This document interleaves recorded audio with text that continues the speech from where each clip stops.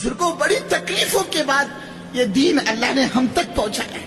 اب یہ ہم سب کی ذمہ داری ہے، اس لیے کہ آج امت نے اس کام کو کام نہیں سمجھا، آج امت نے اس کام کو کام نہیں بنایا. لوگ سمجھتے بھائی یہ دعوت و تبلیغ کا کام یہ تو بیکار لوگوں کے کرنے کا کام ہے. میں تو کوالیفائڈ آدمی، میں تو پی ایچ ڈی، میں تو ایم کام، میں تو ڈاکٹر صاحب اور میں تو وکیل صاحب اور میرے کو تو سر کھجانے کی فرصت نہیں. اللہ کی قسم، اللہ کی قسم، اللہ کی نگاہ میں سب سے بڑا مجرم وہی ہے جو اللہ کے دین سے اپنی جان بچاتا ہو. سب سے بڑا مجرم.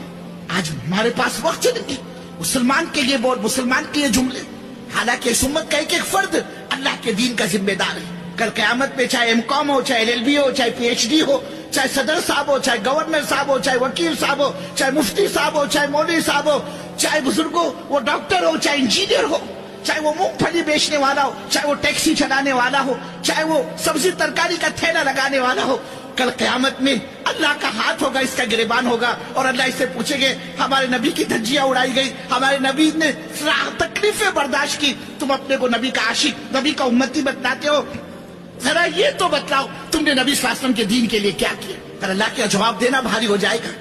آج امت کا حال یہ ہے، امت شراب پینے کو گناہ سمجھتی ہے، امت منہ کالا کرنے کو زنا کو گناہ سمجھتی ہے، امت حرام کمائی کرنے کو گناہ سمجھتی ہے، امت دعوت کی محنت کو چھوڑنے کو گناہ نہیں سمجھتی.